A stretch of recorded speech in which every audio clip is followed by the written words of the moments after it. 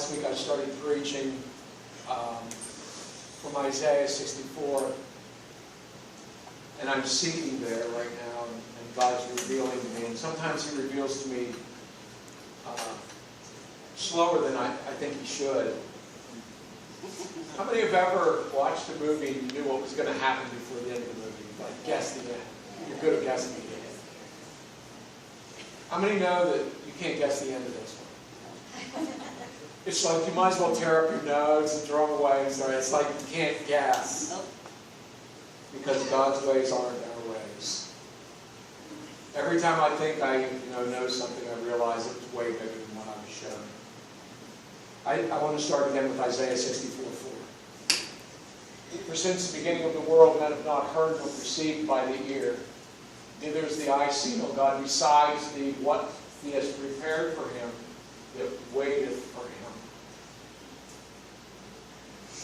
In 1882, German philosopher Friedrich Nietzsche, how many have ever heard of Friedrich Nietzsche? Wrote in his book, The Science of Joy, he wrote the words, God is dead. The phrase God is dead didn't mean that Nietzsche actually believed in an actual God who first existed and then died in a literal sense. He didn't even believe there was a God.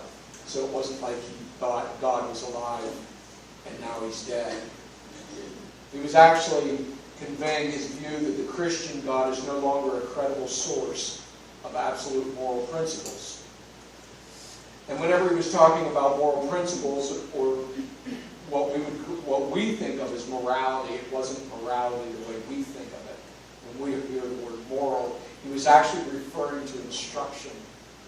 It's when men wrote or told stories that have a moral. How many have ever heard of something that have a moral of a story? How many have ever read Aesop's Fables? The moral of the story. Look at Proverbs 1. The Proverbs of Solomon, the son of David, king of Israel, to know wisdom and instruction, to perceive the words of understanding, to receive instruction of wisdom, justice and judgment and equity, to give subtlety to the simple, to the young man knowledge and discretion. A wise man will hear and increase learning. A man of understanding shall retain unto wise counsels. To understand the proverb and the interpretation, the words of the wise and their dark sayings. The fear of the Lord is the beginning of knowledge. Fools despise wisdom and instruction. Let me ask you this.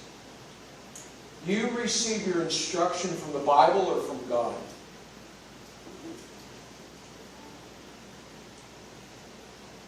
Solomon wrote, the fear of the Lord is the beginning of knowledge. The word knowledge actually is the word perception or understanding. It means the fear of the Lord will create the ability to see. Do you receive your understanding from Christianity or from the heart of God Himself? Christianity doesn't teach the fear of the Lord, but instead it teaches the fear of hell or judgment. I don't even know if we're really sure what he's talking about when he talks about the fear of the Lord. Matthew 25, verses 1 and 2. Then shall the kingdom of heaven be likened unto 10 virgins, which took their lamps and they went forth to meet the bridegroom. 5 of them were wise and 5 were foolish.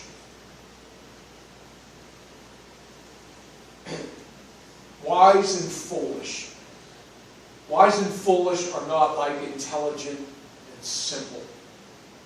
How many understand that you can't choose your intellect?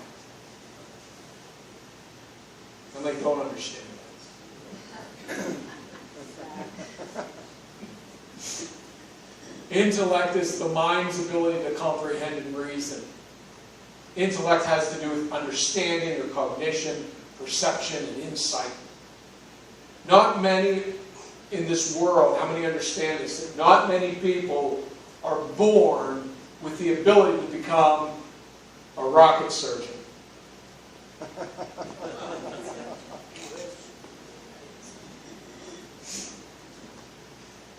God is just, isn't He? God is just, and it wouldn't be just for Him to choose 5 intelligent people and 5 numbskulls. Bible school and expect the same results. Isn't that true? So this has nothing to do with brain potential. 5 wise and 5 foolish. He's not saying there are 5 who are highly intelligent and 5 who are not so much.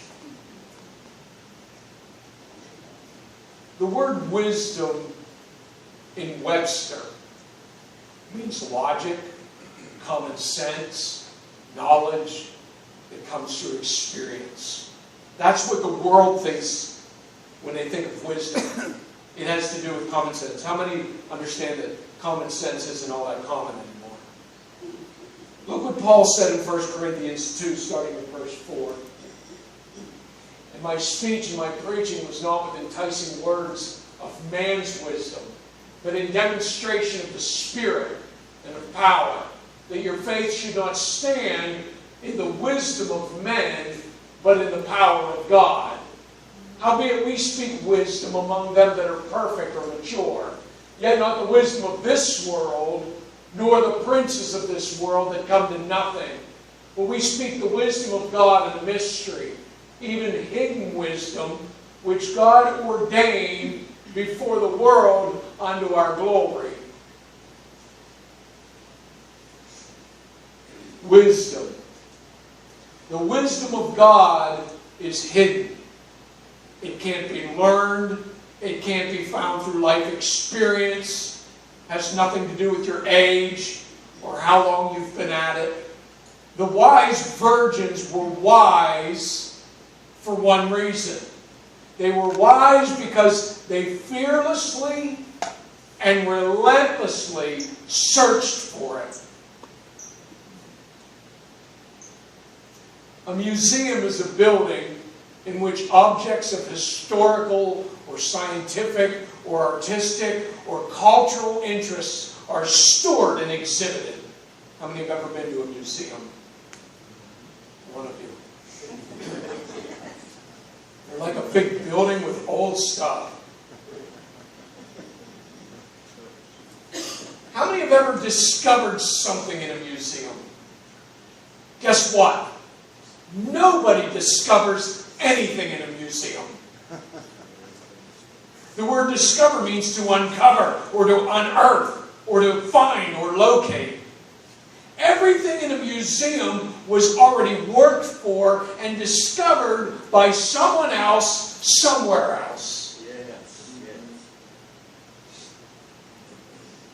It's the definition of a museum. Look at Job 28.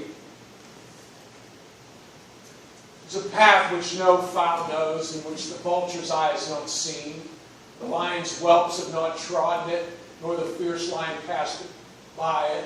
He puts forth his hand upon the rock. He overturns the mountains by the roots. Isn't it amazing when you think of that? He cuts out rivers among the rocks. His eye sees every precious thing.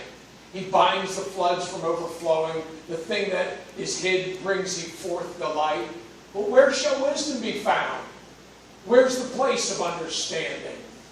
Man knows not the price of it, neither is it found in the land of the living. The depth says, it's not in me. The sea says, it's not with me. It can't be gotten for gold, neither shall silver be weighed for the price of it. Whence then comes wisdom? Where's the place of understanding? Seeing it is hid from the eyes of all living, and kept close from the fowls of the air. Destruction and death say, we have heard the fame thereof with our ears. God understands the way of it, and He knows the place of it. For He looks to the ends of the earth, and He sees under the whole heaven. How many believe that God has much more than we've ever discovered? How many understand we've not yet scratched the surface? I asked the pastor of a church recently where he gets his sermon materials, because I'm interested. He said that he bases much of what he preaches lately from a devotional called Right People, Right Place, and Right Plan. And he also reads another book which was written by a fundamental pastor and teacher. How many understand that this is the way that Christianity has become a museum? A museum is where you go and you look at something somebody else found in another place, probably in another time. And you admire it. How many know you wouldn't go to the Smithsonian and say, look at this! Aren't you proud of me? Look what I found! They would haul you away in a jacket that latches from the back. Religion is how-to information passed from one generation to another. How many understand it was never meant to be that way? Okay, well, it wasn't. Literally, this is the way of the foolish. The foolish virgin, this is their way. Look at Proverbs 12:15. The way of a fool is right in his own eyes. He that hearkens unto counsel is wise. The way of the fool is right. The fool says, this is the right way. This is the way. Tell me the way. This is the way. Are you sure? Yes. Are you right? Always. That's the way of a fool. He that hearkens unto counsel is wise. The word hearkeneth is a Hebrew word which means to give attention, to listen carefully, listen diligently, and to hear with understanding. Years ago, when I was preaching, in fact, mostly when I started to pastor Son of Water 10 years ago, I had come from I was an evangelist for many years before that. I would go from one church to another. I preached to the Lutherans, to the Methodists, to a lot of the United Church of Christ. I preached to the Brethren. I preached to the Mennonite. I preached to the Assembly of God. I preached to Pentecostal churches that had no name. I preached to crazy people that believed in things that were really bizarre, and they thought that I had something they needed. I preached to anyone at any point. I would preach in churches. I would preach in barns. I would preach in homes. I would preach anywhere that somebody needed a preacher. They would call me, and I would preach, and they would get excited. And after that, the Lord forced me into this, and I became the minister in front of a church. And at that point, it became intimidating. You know, whenever I was an evangelist, it was different. Because if you go to a UCC church, they're not going to be caught dead at the Pentecostals. So you can preach at the UCC church something, and then you can tell the Pentecostals kind of the same thing. And they didn't know that you just preached kind of the same thing at UCC. And so my mother told me one day, she said, Dan, don't ever give something that don't give stale bread, always give fresh bread. And so it made me feel guilty because I felt like I was doing something wrong. So I started buying books. And I started spending thousands of dollars on books. That's how I met Shane. And I bought books and bought books and I read books and I read books. I would read books every couple of days. I would read a whole book by somebody else. And God spoke to me after I had spent all these thousands of dollars on books. And I have them now, and if you want them, you can have them. They're in giant bins. They're too heavy to lift. You can't really burn books because they call you a communist. So I just store them. And then, so anyway, I'm not sure how I got it. God spoke to me, and He told me this, literally. God spoke to me, and this is what He told me. If I want to find His way, I need to stop reading other people's stuff. He told me that. And that, how many know that's intimidating when you've got to get a sermon together? I don't know if you've ever put a sermon together, but it's like writing, if I could write a 70s love song every week, it's the same thing. I could be a popular man in the pop music industry. It's exactly the same. It's like writing Beethoven's Fifth every week. It's like writing a movie once a week. It's like writing a concert or a play. It is difficult. There is so much involved. But God said, if you want to hear me, quit reading other people's mostly just recycled Christian opinions. I said, okay. How many know it takes a lot of bravery to do that? Or you've got to be really foolish. And I am that. Solomon said that you will never talk a fool out of his own way, because to him it's the right way. In his eyes, it's the way that he believes. It literally translates this: the fool believes that he's on the way of righteousness and he can't be talked out of it. Isn't that amazing? I'd tell this preacher, I'd say, you're full of baloney. This is a lousy way. You're giving them recycled garbage from somebody else's can. You're like a museum curator. I'm not even sure what that is.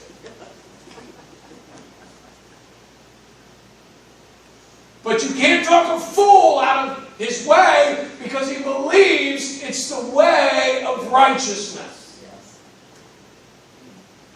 If you want wise counsel, how many want wise counsel from God? How many want wisdom? If you want wise counsel, you will not get it by reading to get it.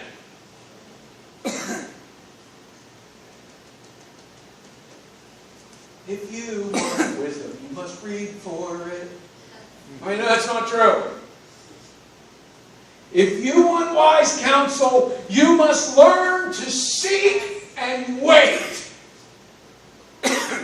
Two of the most unnatural things is seeking and waiting. How many love to wait? You get frustrated with the person ahead of you, lying to you. Get out of the line! How many want to say that? It's like the guy standing at McDonald's reading the menu. It's the same menu as it was in 1964. Get out of the line! Kentucky Fried Chicken. Wonder what they have. Chicken! It's not that anymore. It's KFC. They don't even call it chicken. I'm afraid of what it is, but it tastes good. Look at Isaiah 64. For since the beginning of the world, men have not heard, nor perceived by the ear. Neither is the eye seen, O God. Listen, it's talking. He's saying, you can't get it in reading for it. Your eye won't see it. Besides thee, what he's prepared for him that waits for him.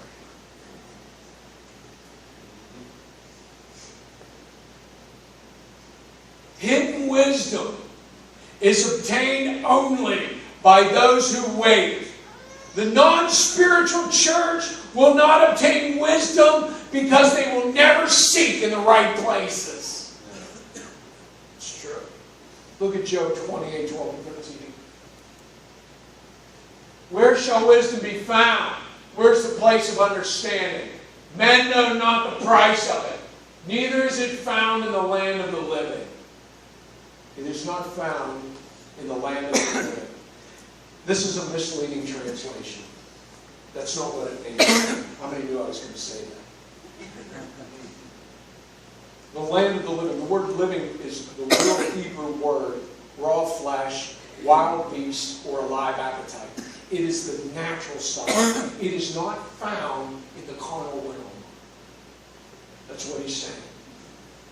It is not found. Wisdom is not found in the carnal realm, in the natural realm, the natural side. The word appetite is craving, longing, yearning, passion, and desire. The appetite is a natural desire to satisfy a need. Paul refers to this as wisdom of this world. That's what he called it. Look at Proverbs 8:11.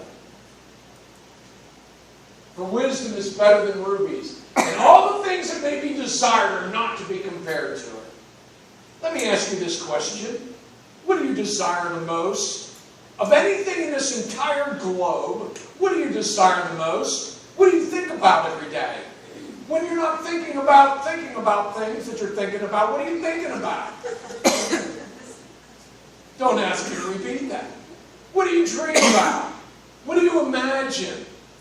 One of the big teachings in Christianity is that if you can imagine it, you can have it. How many have ever heard that? If you can imagine it, you can have it. Again, I want you to know, this isn't new.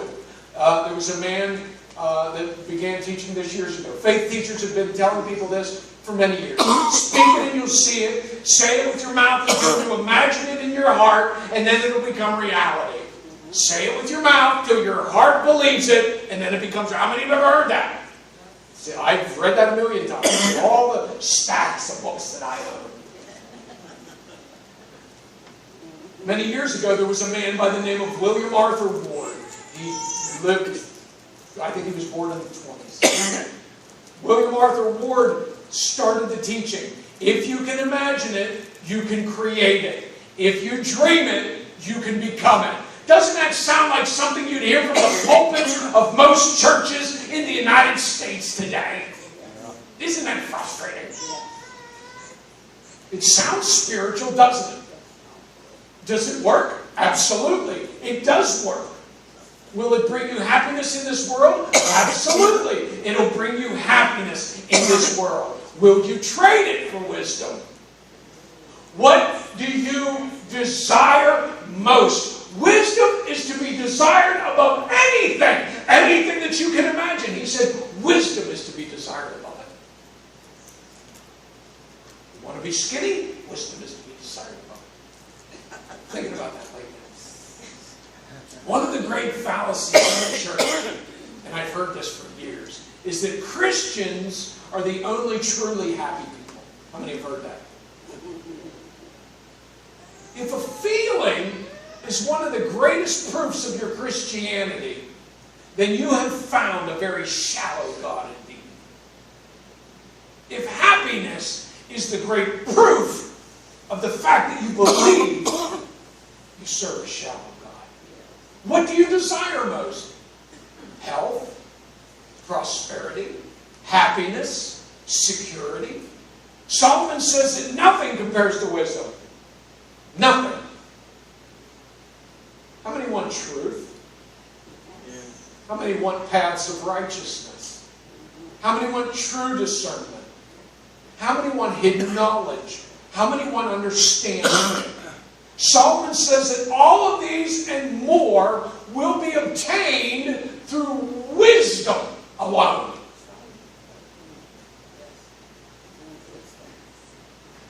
But how many want? Proverbs 8. Hear instruction, be wise, and refuse it not. Sounds good, doesn't it? So we read books on instruction, don't we? Hear instruction. I've got to hear this. Well, you can't just read it. You've got to read it out loud so that your spirit... How many heard that teaching? You've got to read it out loud so your spirit hears it. How many know that's stupid? It is. Okay, foolish. How many hate being proven wrong? How many hate to be around people who continually correct you? Do you know what the greatest hindrance to obtaining wisdom is? Pride. You know why? Because pride hates being wrong. It doesn't want somebody that's going to prove it wrong. Solomon wrote, receive instruction. That's what those words mean. Hear instruction means receive instruction. You know what the word literally translates? Receive instruction? It literally means to receive correction. You like being corrected? Nobody likes being corrected. He said the way to wisdom is to receive correction. The way is continually increasing and it's progressive.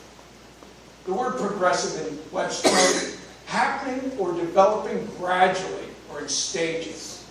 It means growing, developing. If Christianity was continually developing and growing. You would see a continual increase in power and authority.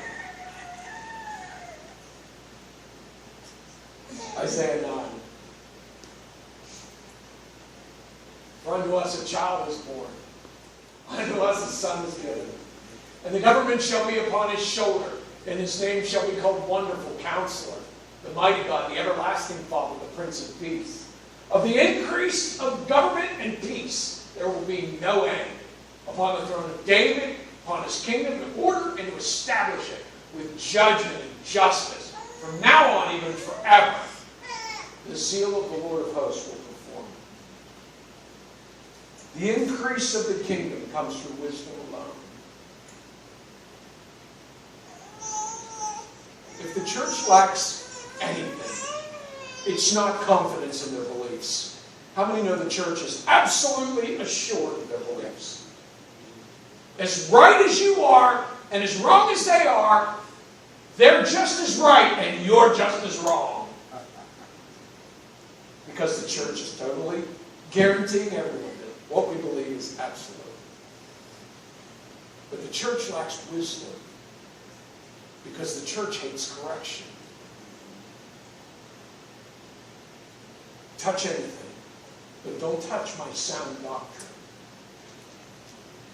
If the gospel of salvation is true, wouldn't the increase of his government and peace be exponential?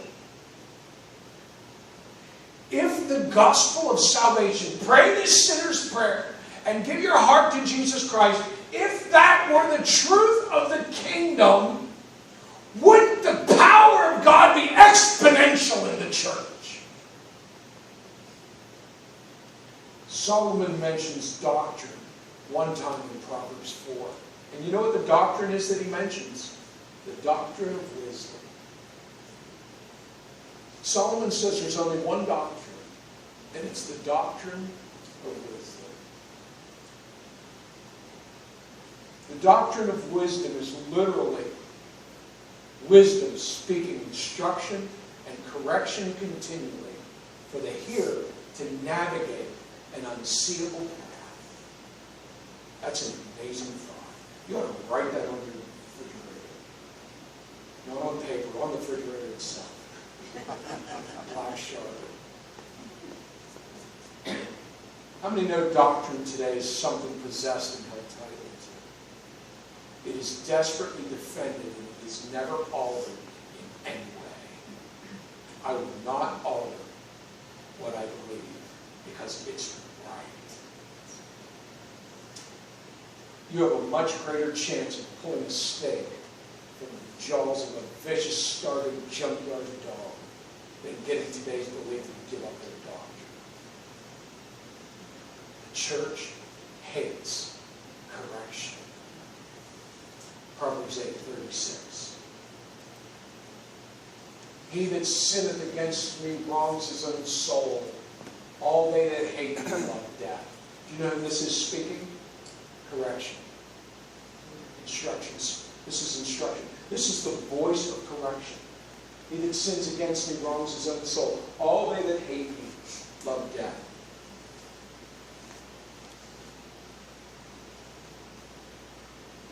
Those who hate me, literally it translates, those who hate me embrace death. Do you know what a canned response is?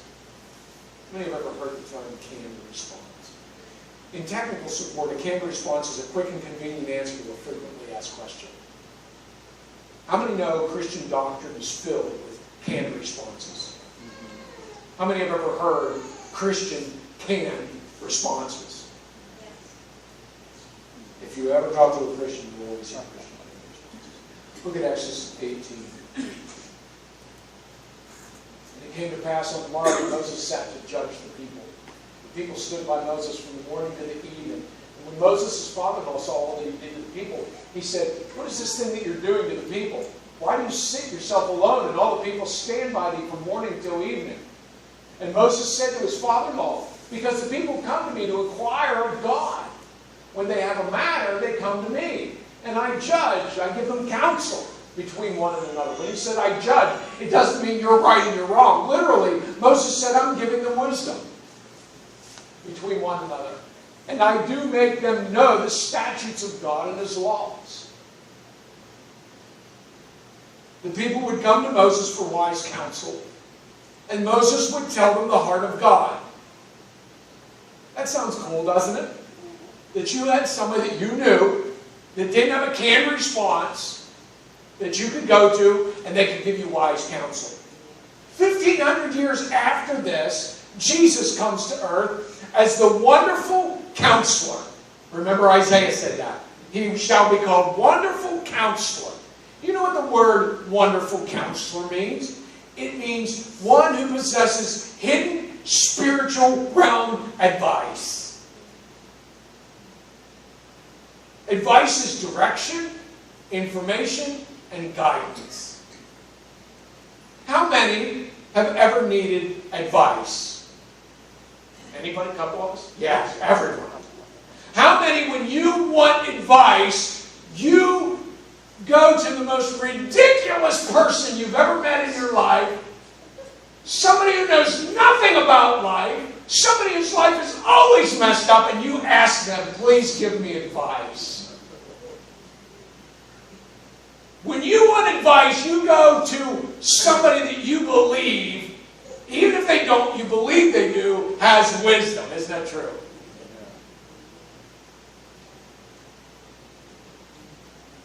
What's a canned response? Christian comedian, how many have ever heard of Tim Hawkins? He said that his mother had a canned response for every physical ailment. Every time there was something wrong, she would always tell them, you need to go sit on the pot. My stomach hurts. You need to go sit on the pot. I have a headache. You need to go sit on the pot. I think I broke my leg.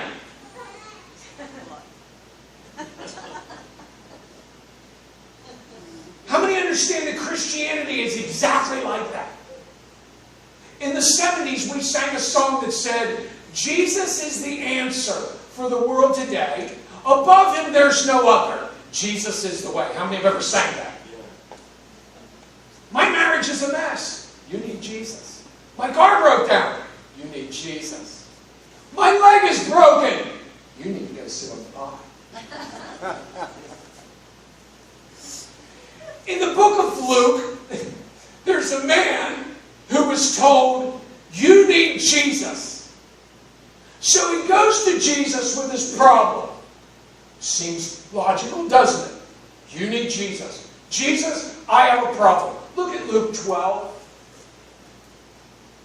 And one of the company said to him, Master, speak to my brother that he divide the inheritance with me. And he said unto me, Man, who made me judge or divider over you? Who made me your counselor? That's literally what it says. Man, who made me your counselor? It says that this man came, he was one of the company. You know who one of the company is? It literally translates one of the multitude. This man came to Jesus and he said, I need some advice. Jesus said, find advice somewhere else. I am not your counselor. I didn't make this up. Jesus told him to go sit on the pot.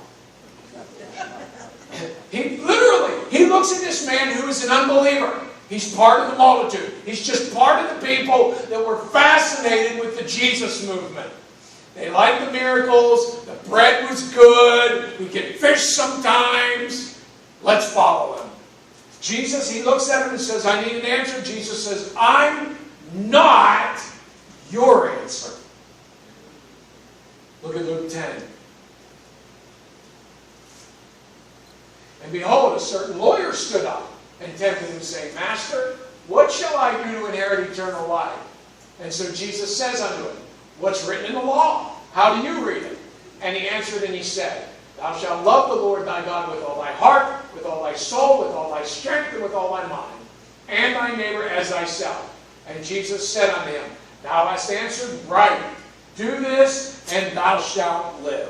Jesus said to him, You ready? Jesus said, What does the Bible say? Didn't he? How do you read it? How about the book you're studying? What does he say? Jesus said, what does the Bible say? What do you believe? For the world, he says, you're on your own. For the church, he said, go read your Bible. You've got to remember, this is how the kingdom works. This is the way Jesus works. It's how the kingdom works. Dan, I don't believe you. It's bigger than you think. How about for the disciple? I showed you how the world is. Jesus said, I'm not your counselor. For the church, go read your Bible. For the disciple, John 14:15. If you love me, keep my commandments. Jesus is talking to specifically his disciples before the crucifixion. I always wondered about this verse. Keep my commandments. Some translations say, obey my commandments, which is, again, another really poor translation. How many hear the words, keep my commandments, and they immediately think, obey my rules? Yeah. Isn't that what it sounds like? If you love me, obey my rules. You've probably heard preachers preach that. Why? Because they're foolish. Okay, everyone believes obey my rules is what Jesus was saying. The literal translation of what Jesus said was, preserve, protect, and guard my dominion, my divine order, and my authoritative way. If you love me, you will pursue the kingdom way. That's exactly what he said. This is important. He's telling his disciples to seek to keep the way of the kingdom open. That's really good. And if you do, then what? John 14:16. And I will pray the Father, and he will give you another comforter, that he may abide with you forever. If you keep the way open, I will give you the comforter. The word comforter is literally advocate, or one to advise, guide, and counsel. It's not your go-between saying, don't kill him, Lord, I'm his lawyer, and Jesus' blood covers him. That's not what it means. I know you've heard that preached too. It's just again ridiculous. Let me ask you this. Did the church follow this way? Or did the church follow Christianity and the religion that comes from conscience?